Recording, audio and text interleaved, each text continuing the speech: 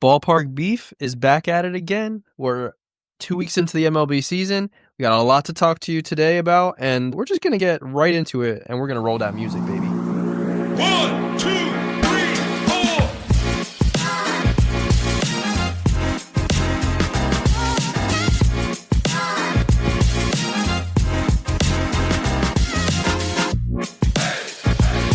Ballpark Beef fans, welcome back to another episode. This is episode 2 of season 4. The 100th episode has been pushed back, so this has given Nick more time to figure things out. So honestly, this is working in his favor to figure things out.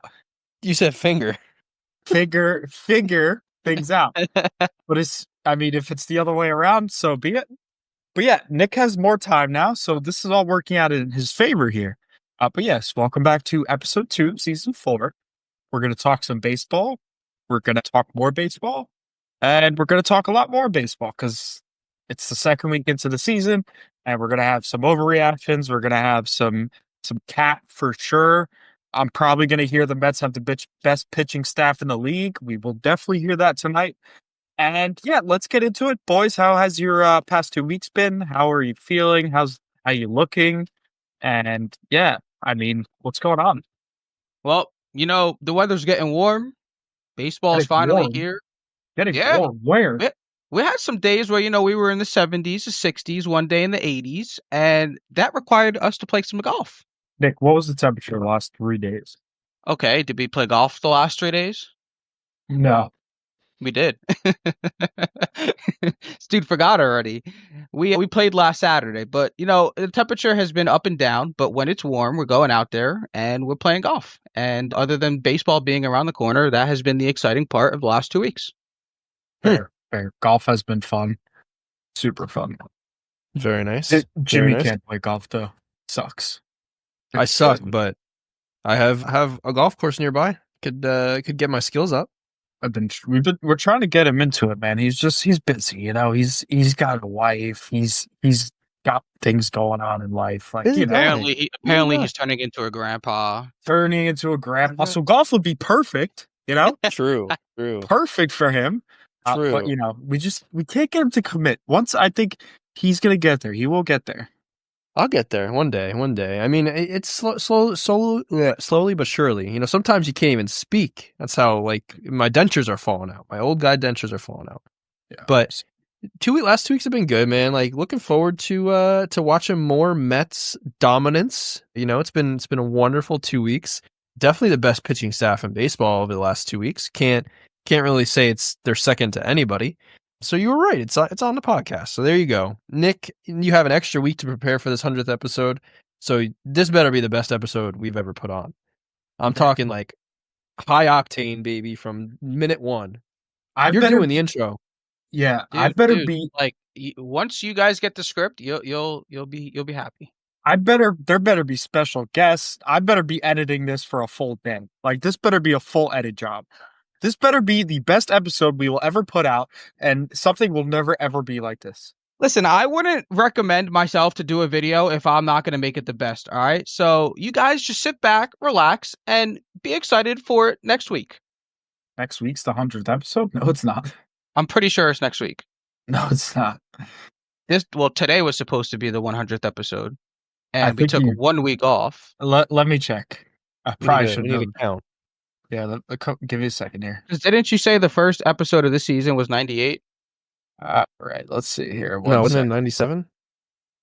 We took 2 weeks off or one? We took 2 weeks. Great question. That's a Jimmy answer. I don't know. Before we started the season, you guys said April 8th is going to be the 100th episode. And then I believe we only missed last week. Was it 1 or 2? I don't know. We need to count. We have 98 episodes so far. Yeah, so this is 99. This is 99. Next and look who was right. So you both can sugma. Hello, baseball. Hello, baseball. I can't wait, Jimmy. I'm glad I haven't asked one question about this. I'm excited to be surprised. No, you haven't asked one question. You're just demanding everything now. I'm not demanding anything. You just did. You better have this. You better do that. I didn't say that. Yes, you did. It better be good, is what we said. Yeah, You it better said be you good. They said there better be be a special extravagant. guest. You said there better be a No, special no, I didn't guest. say guest. I said guests. Guests. But Multiple. regardless, the sentence started with "there better be." You're telling me what there should be. Yes, Sit this is our back, 100th take, episode. take your panties out of a bunch, relax. I got this. Whoa. Wow. Okay. Are we playing Immaculate Grid, throwing it back? No. We got this. All right, just no questions asked. Why'd you say no? That was a fun segment. Actually, you know what? Let's not even ask questions. No And questions asked, and you'll find out. Jonathan we'll- will get the script the latest Monday morning, Okay. and yeah, There you go. Question. Is there a time limit on this? Is this something we need to like kind of start earlier because it's going to end later? Like, well, Or you're you're already gonna- cutting you're into my bedtime tonight, so we better be starting earlier. well, sorry, it's 9:00. I mean, Jimmy's usually in bed in the next half hour. I didn't know you're on that wavelength now. Well, I'm usually in bed now, Oh, sorry, guys, my bad. but yeah, I mean, on you. we could start earlier. I Okay, mean, well, you know what? I'll wait I'm for the gonna- script. I'm gonna write I'll the wait for script out, and then I'm probably gonna think it's too long, and I'm gonna have to cut some stuff out. But we'll when I give it to you Monday, I'm gonna give you a full day to go over it and think if some stuff needs to be cut out or added. So I know for certain it's not too long if we're talking about Nick. see, whatever, you got it, bro. Nice. L. All right, let's talk about the St. Louis car.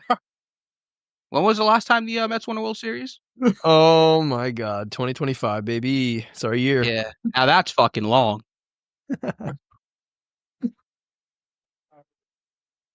So no, we're not getting a Cardinals update. No, No. they're going last. All right, well, Oh, what a good start to Ballpark Beef. Wouldn't Oh, be, what a wouldn't be an good episode without a Nick tantrum.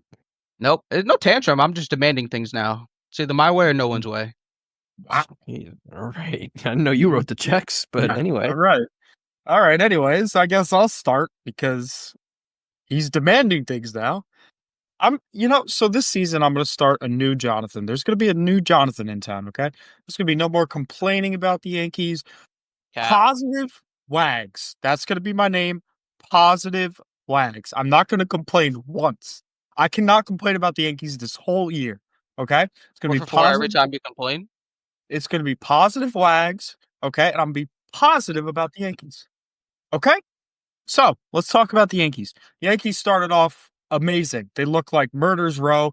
They were fucking putting up 20, 30 runs within the first 3 games. We were like, all right, Yankees offensive back. And, they're in a slump, but it's the weather. It's cold. They're not used to it. They'll be fine. They had to go up against Tariq Skubal, Casey Mize, and then they had a 1-down game in Pittsburgh. But yeah, everyone's looking good. No complaints. So yeah, I'm enjoying the Yankee season. I'm going to sit back. I'm going to enjoy it. And, I'm excited baseball's back. That was a Nick style update on the Yankees. Positive Wags. I'm not ripping the Yankees this year. I'm going to enjoy the ride. And so you only have a lot to talk about when it comes to the Yankees when you're ripping them? Yes. So I'm going to be positive now. That's it. Positive thinking. It was the weather. They haven't played well. It's 30 degrees in Detroit. Who the fuck wants to play baseball in 30-degree weather? Not me, especially when Tariq Skubal's staring me fucking down. I blame him. It's all right. It's one game. There's 162. Whatever. Move on. You know who's making the most of their 162? I'm going to assume the Mets because, that's a great guess. I'm going to go with the San Francisco Giants. The Mets are. That's right, Jonathan. Nick, I don't know where you got the Giants from. They have a better record than the Mets. They might, but they're still going to be short to the Dodgers at the end. The Mets are looking good, man. Like we're firing on all cylinders. There's only one hole in the team right now, and I'll get to it in a bit. But as far as pitching goes, you can't really ask for much more from this bullpen. The one thing that was a glaring weakness for the Mets going into the season was their pitching staff. From their starting rotation, the back end of the bullpen was probably going to be okay with, Ryan Stanek and AJ Minter, Edwin Diaz, probably going to be a solid back half, but the middle relievers, there's questions there. Who's going to step up? Who's going to be the guy? Brazaban looks really good in that role, but that was the big question: bullpen and starting pitching. And the Mets have literally the best starting staff and bullpen staff in the league, both respectively, as far as ERA goes. So just absolutely dominance when it comes to the pitching, and the bats are looking pretty good too. Top half of the lineup looks dangerous, looks potent, just as advertised. And the only weakness for the Mets right now is the second half of the lineup. There's not much going on down there. We have a serious problem at second base between Acuna and Beatty. Neither of them looking good right now. Defensively okay, but Jeff McNeil is coming back, and he's likely just going to get his spot right back, and the young guys are going to sit. Sucks because I think they have some potential, but I think one of them gets traded at the deadline. I think it's Beatty. I think Beatty's time is up. I think Acuna, they could still give some chances, but even Vientos, who is the sure thing at third, isn't looking too good right now. So the bottom half of our order definitely needs some work, but pitching has been better than advertised. Top half of the lineup has been way better, or just as advertised. What are you doing there, Jonathan? I'm bowing. I'm bowing because Jimmy just mentioned Mark Vientos. I made a bet about Mark Vientos. He's not going to be able to replicate what he did last year. He's hitting 125 with a 175 slugging percentage. The guy, he looks lost at the plate. I've been watching a few of his at-bats. He looks lost. And you can't say I'm wrong. He looks lost. He's lost. He's 100% lost. He's lost. He's lost. The difference between listen to this, between when Juan Soto is lost, which is really just a balance thing, is he's hitting 250, and when Mark Vientos is lost, he's hitting 125. That's the difference between an elite superstar and a guy who's really just struggling right now. And everyone's going to go through their little slumps, bro. Like, Mark Vientos could turn around. He can go on a bender for 10 games and be back at 250 for his average. And, back to normal. You know what I mean? But he is struggling. He does not look good. Beatty doesn't look good. Cunha doesn't look good. So there's some serious issues at the bottom half of this lineup, and I'm not knocking it. Starling Marte looks like a great fourth outfielder, but Nimmo doesn't look good either yet. You know what I'm excited about, Nick? I'm excited for Alonso to stick it to the Mets this year. All right, I hope he does too. I'm excited that dude's on fire. For him to opt out and take a train across the city. Play first base for the fucking Yankees, baby. Stick it to the Mets. Yeah, now you want Pete Alonso, but you wouldn't touch him with a fucking 10-foot pole during the offseason. No, Pete Alonso. I want Paul Goldschmidt. Head ass. I literally vouch for Pete Alonso. I'll go get receipts. I'll get receipts. No, you didn't want Pete Alonso. I didn't want Pete Alonso at the price he wanted. At the deal that the Mets gave him, you wouldn't give that to Pete Alonso if you're a Yankees fan? What was the deal again? 2 years, 60 something? I think it was 54. 54? Yeah, 254 with a player option. No, I wouldn't give a first baseman $27 million. Are you joking? For 2 years? For 1 year, really? No, I wouldn't, dude. But you picked Paul Goldschmidt for 15? Was it 15? I don't think it was 15. Yo, it was 15. Leave my man alone, yo. No, but be real. Pete Alonso is in his prime, and you're saying no to him at 27 when it's just a 1 year commitment. I wouldn't. You're capping. 27 million. So 27 million to me for a first baseman just seems criminal. But my opinion, you might not be the executive that I thought you were. Dude might be a fraud. $27 million. Okay. Paul Goldschmidt's currently hitting 381 with a 935 OPS that's Paul Goldschmidt. That's good. Pete Alonso is hitting 333 with a 1.139 OPS. And we're paying him how much less? I don't know. Take it over 162. Give or take 10 million? Take it over 162. I'm taking Pete Alonso every time over Paul Goldschmidt right now. I would hope so. Pete Alonso's still ripe in his late 20s. Goldschmidt's fucking 37 with grades. I would hope so. But regardless, I think I agree with your point, right? Pete Alonso absolutely sticking it to the Mets, getting his next year, go off, go get 140 RBIs, go hit 45 tanks and hit 275 and go collect your check. Vladdy's paving the way. He's out of your way. You don't have any competition in the first base market. Name your price because you can. Yeah, I mean, as a Mets fan, how do you feel about Vladdy re-signing? I know Mets fans were gargling freaking their bit over Vladdy. Sorry, that was going to take a weird turn somewhere, so I tried to stay away. Well, I for sure was gargling nothing because I didn't see Vladdy as a Met at all. His price was too high, his commitment was too long, and Mets don't value first base like that. No, they don't. You want to talk about valuing first base? I think the $27 million for prime first baseman for a short-term commitment is better than what Vladdy get? 35 over the next decade and a half. 37 and a half. 37 and a half. So there's another 10 million. You could have Paul Goldschmidt and Pete Alonso for the price of Vladdy. Yeah, and they'll both probably do either just below him or as good as him. Potentially, yeah. Never know. Vladdy's good. He's got a Gold Glove. He hits for average. He hits for power. He's a fantastic player. He's just the value for his position is just not there anymore. Nah, it was crazy when I saw $500 million for a first baseman. Yep, and you have to get to 14 years to even get to that number. Yeah, man. I mean, listen, the next free agent the Mets and Yankees will be fighting over is probably Kyle Tucker next year. Mm-hmm. That's gonna be the next guy. Chicago's got to sign him. No, they have to. They look good too, man. Man, is he raking right now? The Cubs look got good. MVP numbers. He does have MVP numbers.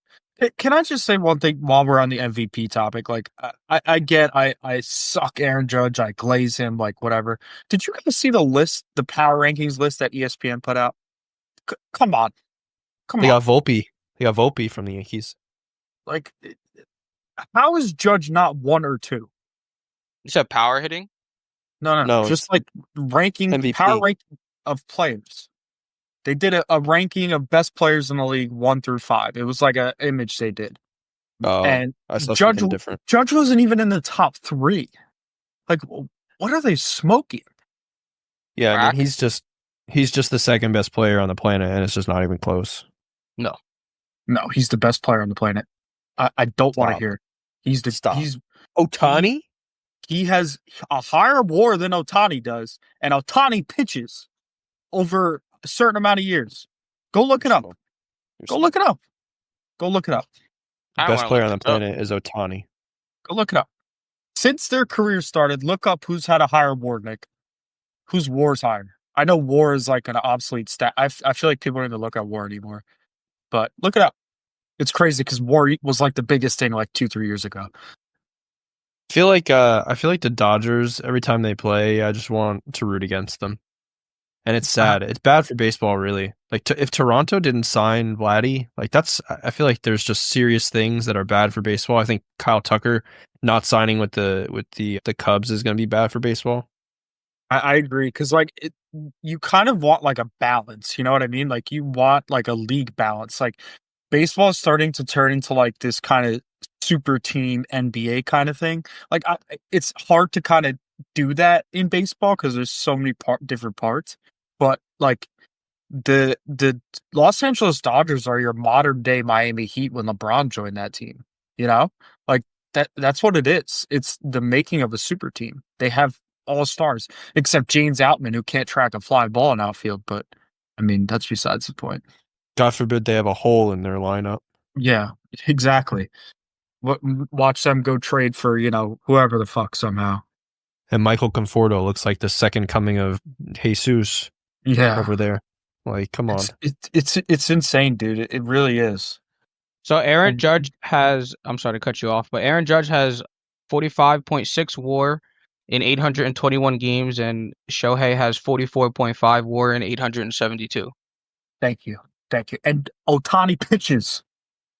Because of it, it's because he DH too. I don't know. Basically, the only stat Ohtani is beating him in is his games played, plate appearances, hits, and stolen bases.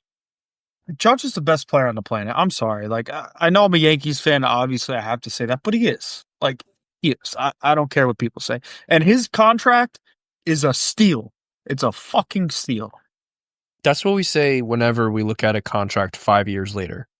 That's a big contract. Yeah, it's fair. Yeah, look at Ronald Acuna's contract. Well, he signed that before he was free agent eligible. Yeah.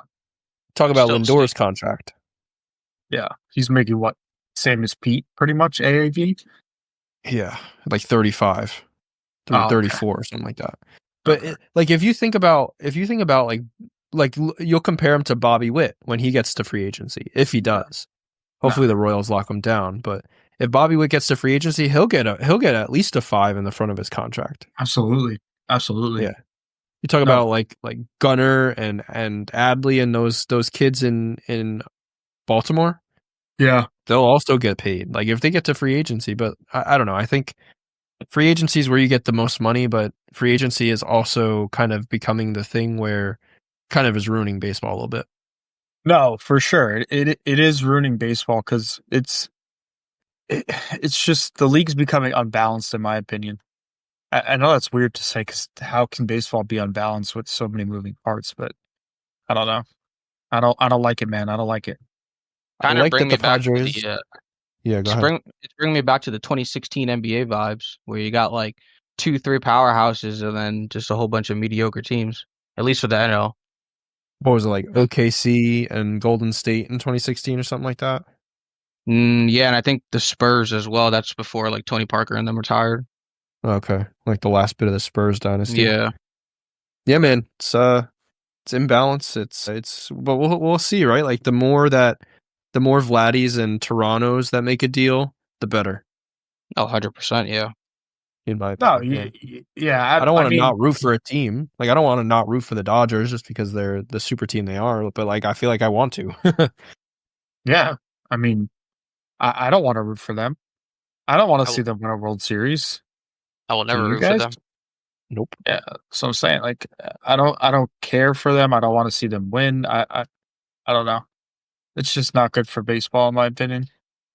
All right, Nick, what do you got? 99th episode. the episode before 100. What do you got for us in terms of a Cardinals update?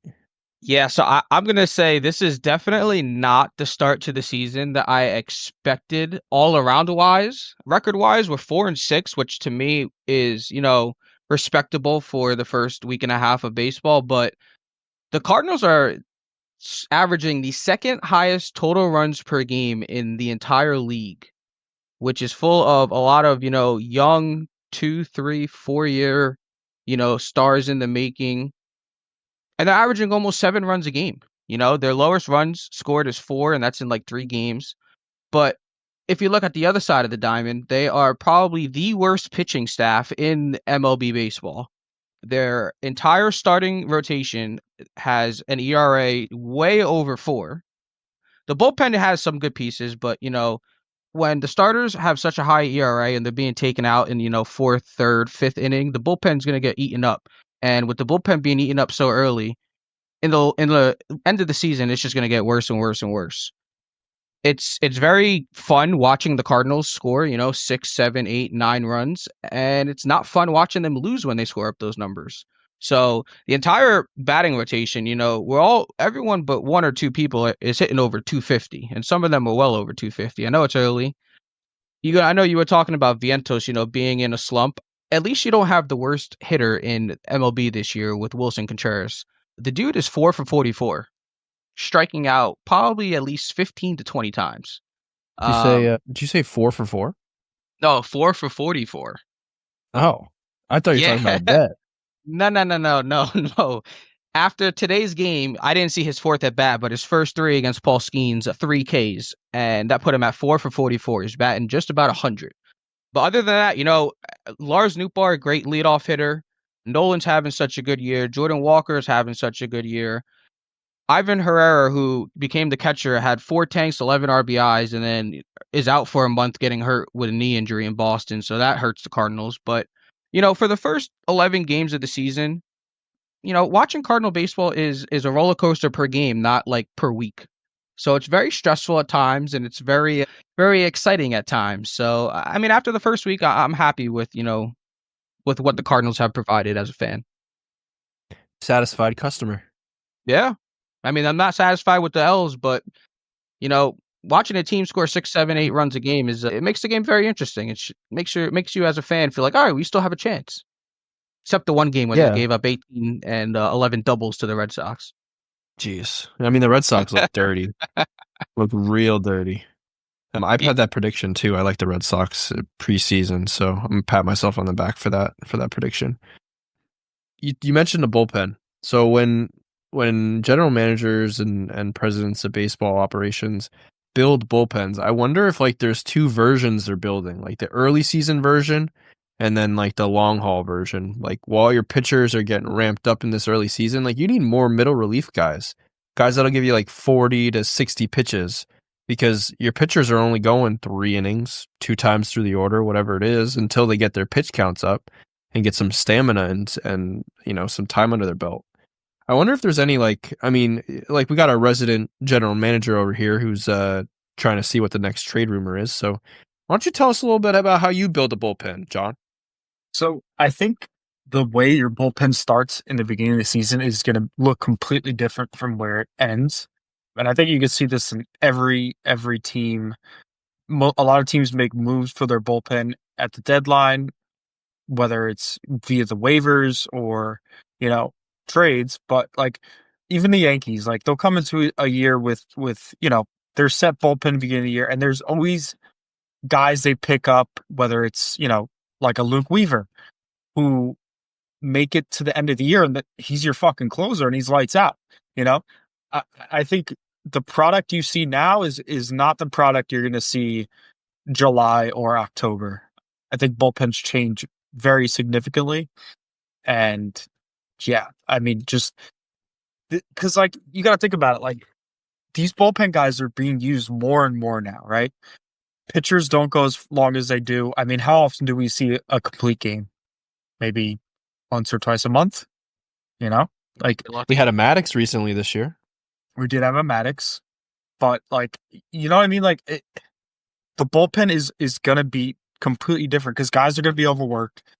Their arms aren't going to be good for October, and that's when you swap out new guys. And there's always a hero, And with the Mets, the Yankees, we have been able to bring in these guys off waivers. And I will say this about the Mets because they've brought in relievers and they kind of more so starters, like they've brought in project starters. The Yankees are more like project relievers, I would say. Whereas the Mets brought in project starters and turned them into, above average starting pitchers. For example, Clay Holmes, reliever, now a starter, he does look good. Some of their other lesser guys they look good. Their pitching has one of the best numbers in the league right now. Yankees, they turn out random ass relievers. Like, who was Jake Cousins before last year? Who was Tim Hill? Who was Luke Weaver? Luke Weaver was a starter. So everything's different, man. July comes, bullpens change. October comes, that's when you know who the heroes are, and I think that's where GMs make their money. Those moves, So that's my take as a GM. I hope it was good. I hope it was informative. I knew you'd like that topic. Good I topic, did. Nick. See, this is good. This is some good motivation for episode 100. Like you got a good little take in there, so maybe you could use this as a little launch pad for whatever ideas you need for the episode 100. I don't recall asking you for tips. I'm just giving you my opinion where it don't matter. Yeah, well, that was the key part. It don't matter. Hey, Nick, did you see Jonathan's hair? He's looking awfully cute with long hair. That looks like Hey, a baby. stud. I'm not gonna lie. Growing it back, baby. It's coming back. Huh. What do you guys think about it? Let's make I it a see the comeback. texture now that you move in closer to the camera. Looks like it looks like he's trying to look like you, Jimmy. A little bit. Try and get like me, Pop. Maybe just a little bit. Guess he's trying to take a page out of your book. A little comb over. I'll give you some gel if you want it. Using pomade. Yeah, I know. I know what to use. Believe me, I've been using pomade since you were in the womb. This guy forgets I was the original slick back here, okay? Yeah, okay. Yeah, Jimmy was the spiky hair guy He sure was. with the little spike in the front. No. He used a comb. He combed it up. Still a spike. Yeah, I didn't ask. Oh shit. So what's next? What else are we Jonathan. talking about?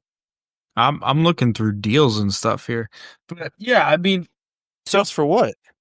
like I'm being Jeff Passan Jr. right now, seeing what's going on in the market. I thought you were looking for your new hobby. I don't know if you've told the people about your new hobby. Yeah, I Golf? mean, No, the other one. Pokemon? I told them about it. Oh, you did? Okay. Yeah, we talked about it. I could also tell them how I made 2 beautiful shots in golf. Listen, guys, let me tell you something real That's what quick. I was waiting for. Let me tell you something real quick. If you've ever been golfing, right, you suck at first, right? Like, you hope to shoot a 110, maybe 120, like, that's your bar. I And then you get these shots where you're stuck in the sand and you're like, "How the fuck do I get out of here?" Well, let me tell you something. I'm a professional at sand bunker shots, okay? I have made 2 in a row out of the bunker, and they have been the most beautiful things ever, okay? I wish I recorded them. I bet now that I will try to record every time, it probably will never happen again. But let me just say, if I can get it all together, see me on the PGA Tour within the next 6 months, all right? Jimmy, I just want you to know that this guy is a very selfish man. I get no credit for telling him how to hit a bunker shot. Sounds right. We get up to the Sounds hole. right. Guy's in the bunker. I'm like, okay, this guy, Jonathan, has probably never practiced hitting out of the sand, and it's very hard. I'm like, Jonathan, I'm going to cheat. I'm going to let you ground your club 6 inches behind the ball because that's where you're supposed to hit it. First shot, duffs it. Gets up there, fucking cock all the way to the ground. Dude holds out from like 20 yards. Must be nice to be good at golf. Which what do you think, Nick? Do you think Jonathan's golf score or bowling score is higher? His bowling score is definitely higher. Oh, okay. Like for his score as a golfer in the beginning is high, but let's like if I'm being honest with you, a lot of people are not capable of shooting his score. So And what'd you shoot bowling, for 9 it- holes? 18, I shot 116. 116 on 18? Yeah. I feel like that's good. which is an average of 58, like per 9, Yeah. which What's is your score, based Nick? me. I usually shoot around 95 to 100. That's not bad. No, my goal is to get to like 90 to 89 to like 95. I'm breaking 100 this year.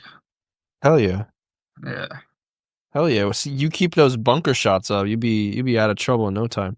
What would I shoot, Nick? If we actually counted like every single shot, you would probably be in the 150s or maybe 170s. That bad? So you have to understand in golf, like a lot of your strokes come when you're putting. Sure. Like if I were to count every single stroke of Jonathan's, he'd probably be a little bit higher. But like to keep pace of play, we give him shots and everything. But if we had the entire day and you could not leave the hole until you get it in the ball, you most likely would get like a 5, 6 on a couple holes just from Yeah, putting. but my short game is immaculate though. Yeah, you see, that's what you think. Until you get on a green. And Like the I green, really wish I could tell you like it's really not easy. Like a lot Yeah, of but your like strokes come from being around the green. I'm a mini golf like daddy. it's different Yeah, though. but mini golf is like a 15-foot putt max where it's like dead straight. Like you actually have to figure out the slope of the green, where to aim it, how fast to hit it. Like there's a lot of factors when it comes to short game of golf. And if you look at like when you watch like the professionals, right? If they're on like a par 5 and they get like a 6 or a 7, a lot of the time it's because, they hit it in the sand, then they don't hit it good out of the sand rather than, losing a ball and getting a stroke that way. So let me ask you this: is it even worth you bringing me to a golf outing? So, like I told Jonathan, I will not You bring you said to a no? yes. I will not bring you to a golf outing until you can hit the ball roughly straight. And because the main thing about when you go play golf is it's not about like what you shoot, it's about how you can keep up a pace of play, right? So if I were to take you to play golf for the first time, it could take you 20 minutes to finish the first hole, just say hypothetically. But after like 10 minutes, I'm literally just going to look at you and be like, yo, bro, pick up your ball. We're going to the next hole. And like, as a beginner golfer, that's like a confidence killer. Hmm. So then I feel like it would just make you play worse and worse. Got you. Okay. But if you So you put want to be in, able. The key isn't to shoot like a number. The key is to just keep up pace of play. yeah, so basically the key of golf when you first start is to not hit the ball as zigzags. I don't really care how far it goes. Just hit the ball straight to where we're walking towards the hole. And then if you have like a hole here or there where you just keep putting it back and forth again past the hole, I'm gonna just be like, yeah, just pick up her, which is totally fine because putting's impossible. Like if you ever see those videos, you could take a little ramp back to back to back, 3 balls in a row on the same exact line, and maybe like one of them are gonna go in. Like it's literally, and I don't even know what the It's right word guessing. is. Yeah, I wanted to use that word, but I feel like there's a better word. But yeah, I mean that's how golf is. But as long as you're, off the tee, you're not like killing people and yelling for every shot, and just keeping it in play to where you can find it. That's when I'll be like, all right, Jimmy, I think you're capable of going on a golf course. Because I mean, let's be honest, when we go to Top Golf, you almost kill the person three bays next to us half the time. Oh, you're not telling me anything I don't know. But just trying to get a sense of how far the gap is. But okay. No, that makes sense. Oh yeah, I That's mean our golf corner on Ballpark Beef. And we Yeah. got a golf quarter now, guys. And I will say this: I have not had to say 4 yet, so I'm very proud of myself. I know people That's actually all. did that. I You should have I said four a couple times. You just say heads up or watch I out. I have not said 4 once. Nick's making things up. I've actually gotten a lot better, and I'll be breaking 100 before you know it. But let's get back to baseball while we're here. Welcome to the golf corner because we're golfers now. So let's talk surprises of the early season. Which team are you watching that's surprising you right now? And kind of, give me what team kind of you're worried about. Do something like that. That'll be a cool, quick segment.